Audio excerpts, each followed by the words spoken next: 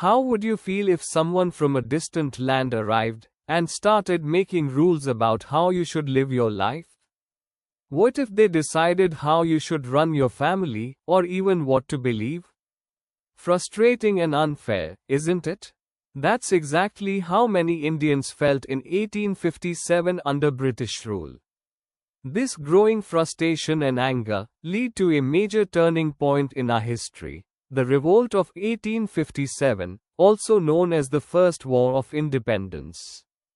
Curious to know why it happened, what events took place, and what changed after? Let's dive in. The Revolt of 1857 didn't just happen overnight. There were political, economic, and cultural causes building up for years. Firstly, the political problems.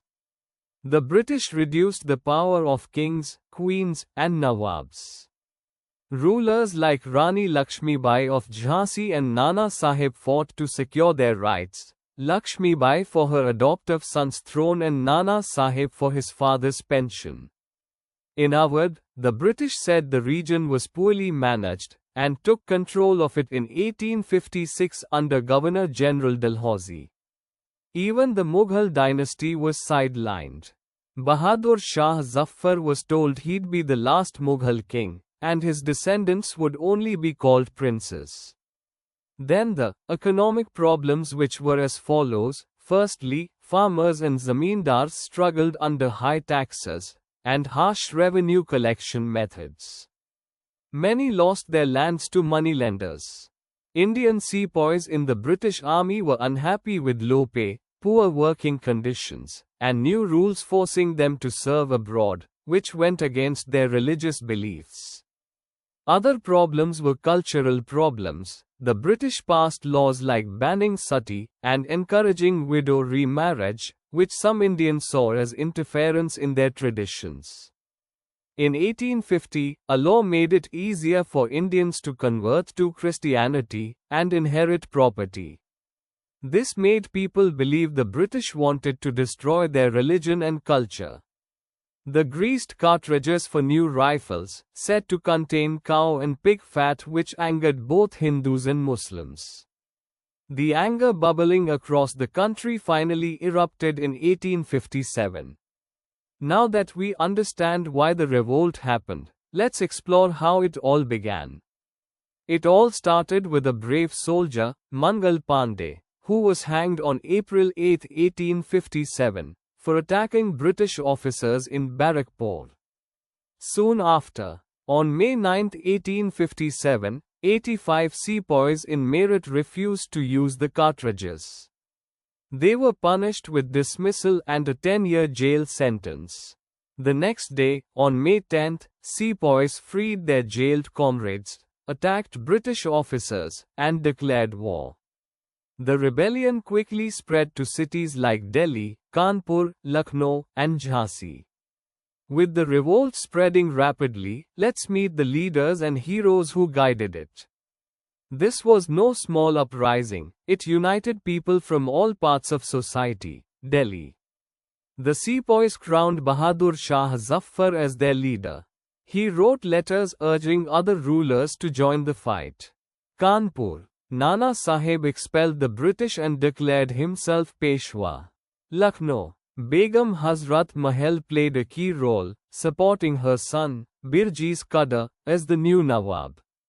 Jhansi. Rani Lakshmibai, alongside Tantia Tope, fought fiercely to protect her kingdom. Faizabad. Ahmadullah Shah, a religious leader, inspired many to join the revolt. Bihar. Kunwar Singh, a zamindar, led battles against the British. Many religious warriors, or Ghazis, gathered in Delhi, while leaders like Bakht Khan became key military figures. The British, caught off guard, faced defeats in several battles. People believed their rule was collapsing. But how did the British respond to this powerful rebellion? Let's find out. The British fought back fiercely. They brought reinforcements from England and passed strict laws to punish rebels. Delhi was recaptured in September 1857, and Bahadur Shah Zafar was exiled to Rangoon, where he died in 1862. Rebel strongholds like Lucknow and Jhansi fell by 1858. Leaders like Rani Lakshmi Bai and Rani Avanti Bai were killed in battle. Tantia Tope continued guerrilla warfare, but was eventually captured and executed in 1859. Though the revolt was crushed, it left behind a legacy that shaped India's future. The revolt ended by 1859, but it forced the British to rethink their policies. Here's what changed. The British Crown took direct control of India in 1858, ending East India Company rule. A Secretary of State for India and Viceroy were appointed to govern responsibly. Indian rulers were allowed to pass on their kingdoms to heirs, including adopted sons.